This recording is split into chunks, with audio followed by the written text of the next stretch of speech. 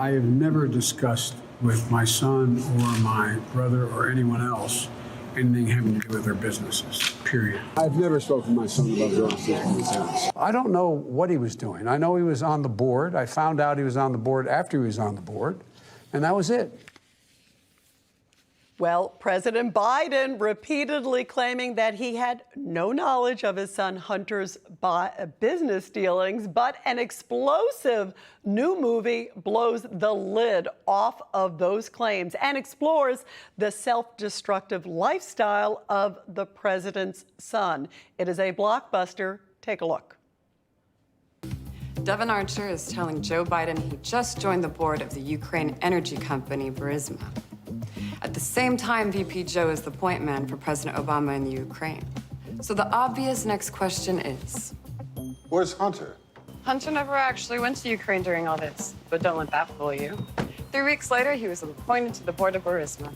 Like my dad says, we never discuss my businesses, period. Well, My Son Hunter, which is available now, is based on investigative reporting and also information recovered from Hunter Biden's own laptop. And joining us now, there he is the film's director, actor, singer, founder. Also, he does all these things, and he has also played a huge role, of course, in all of this. He's also the CEO of Sun Lion Records and Sun Lion Films. My great friend, Robert Davi. Robert, so great to have you here. It's great to see you, Rita, and thank you for having me. What drew you to this film project? You have done so many amazing blockbusters through the years, but you were obviously drawn to this mission. Why? Well, first off, I directed a film in 2008 that won a bunch of awards, so had been in the saddle before as a director. The story was brought to me by the Unreported Story Society. That's Phelim McAleer and Ann McElhaney and Maga Segeda. And they had developed this script written by Brian Godswa, and they had seen something I had directed, and the script came to me through the agency, and I was ready for this story because, as most of Americans, we were frustrated watching the news bury the story.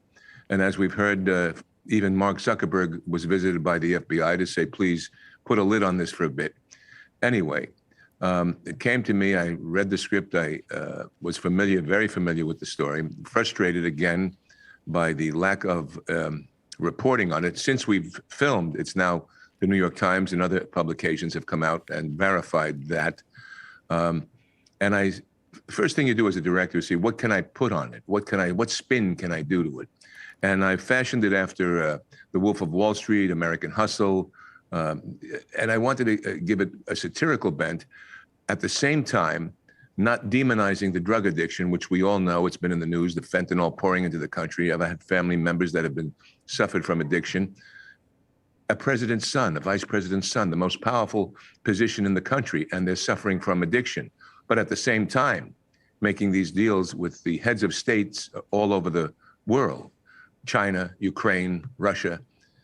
And the frustrating thing was the denial of a father saying that he didn't know what his son was doing. Now, I find that hard to believe. I have 8 children. I know what they're doing. I know if they make a deal, they ask my advisement on some kind of thing. And yes, if I can get them a part in a film, I would recommend them. You know, nepotism is the way of the world in certain ways. So to deny a nepotism in terms of government dealings around the world is a bit hypocrisy. And this film is funny, it's satirical, it's emotional. It's distributed by the Breitbart news organization, who Andrew was a great friend of mine and always had said, Rita, politics is downstream from culture. And conservatives sometimes, they deal with the facts, but they don't deal with the emotion. And the left knows how to tell a story emotionally.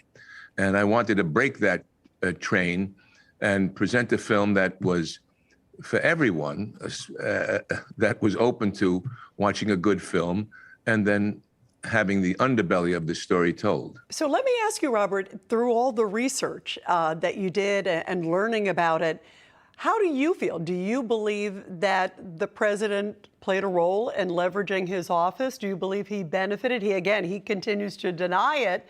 But we've been seeing the emails and some of the text messages. What are your thoughts, just personally? Well, first off, it's coming out more and more, and there's so much that Hunter had alluded to in terms of the big guy, in terms of giving a certain percentage to the family. And I hope you're not like the rest that he said to, I think, his daughter. There's so much smoke around there.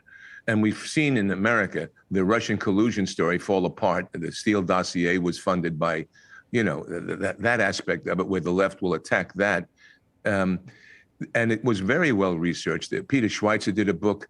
The people involved in Unreported Story Society from Northern Ireland, they're in America, they're journalists.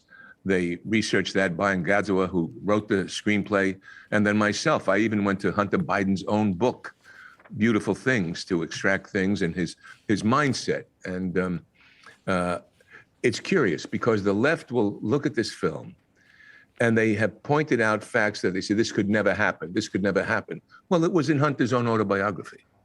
So what do you mean it didn't happen?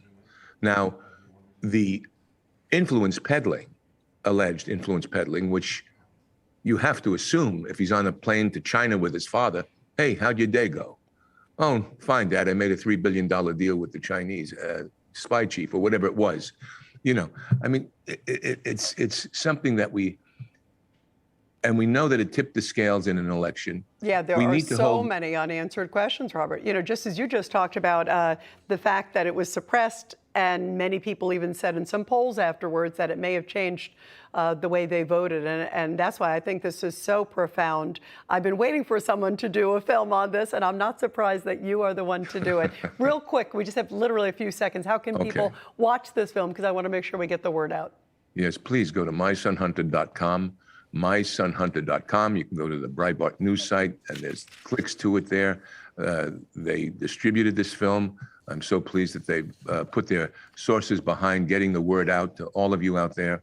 And this was crowdfunded by the Unreported Society, 50,000 Americans that donated to make this film. There's a huge interest. Our site crashed on the first day when people wanted to see the film, and it continues to do that. Not crashing, but it is just it's an entertaining film.